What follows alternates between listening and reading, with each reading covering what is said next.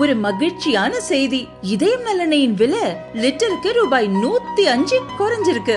September 2023ல 1 litre இதயம் நல்லெண்ணெயின் அதிகபட்ச விலை ரூபாய் 503. ஆனா இப்ப 1 லிட்டர் இதயம் நல்லெண்ணெயின் விலை ரூபாய் 398 மட்டும்தான் தமிழ்நாட்டுல. அப்ப இனிமே எல்லாரும் இதயம் நல்லெண்ணெய் வாங்கலாம் இல்ல? நீட் தேர்வுக்கு விலக்கு பெறுவது தொடர்பாக அனைத்து சட்டமன்ற கட்சி தலைவர்களின் ஆலோசனைக் கூட்டம் சென்னையில் நடந்தது.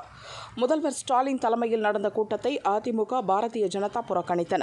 திமுக, விசிக, மதிமுக, இந்திய communist, Marxist communist, Congress, PMK, மனிதநேய மக்கள் கட்சி, தவேக, கொங்கு நாடு மக்கள் தேசிய கட்சிகளைச் சேர்ந்த பிரதிநிதிகள் கலந்து கொண்டனர். நீட் தேர்வுக்கு எதிராக தொடர்ந்து சட்ட போராட்டத்தை நடத்த அனைத்து கட்சி கூட்டத்தில் தீர்மானம் நிறைவேற்றப்பட்டது.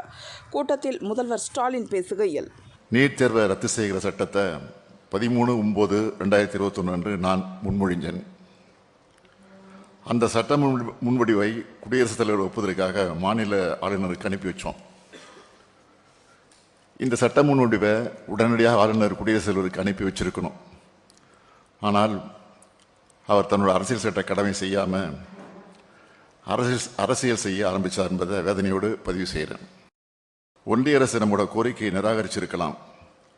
ஆனால் நீட் தேர்வு முறையை அகற்றுவதற்கான நம்முடைய போராட்டம் எந்த வகையிலும் முடிஞ்சிடலை என்பதையும், இந்த போராட்டத்தோட அடுத்த கட்டத்தில் நாம் எடுக்க வேண்டிய சட்டபூர்வமான நடவடிக்கைகள் குறித்து சட்ட வல்லுநர்களிடமும் கலந்து ஆலோசிக்கப்படும் சட்டமன்றத்தில் நான் குறிப்பிட்டேன்.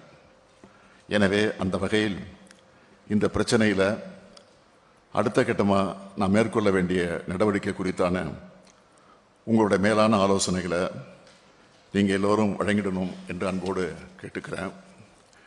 நீட் தேர்வு என்பது ஏதோ விளக்க முடியாத தேர்வு அல்ல. பயிற்சி மையங்களுடைய நலனுக்காக யாரோ சிலர் தங்களுடைய சுயநலனுக்காக சொல்லி ஒன்றிய அரசை தவறாக வழிநடத்தி நடத்த தேர்வது.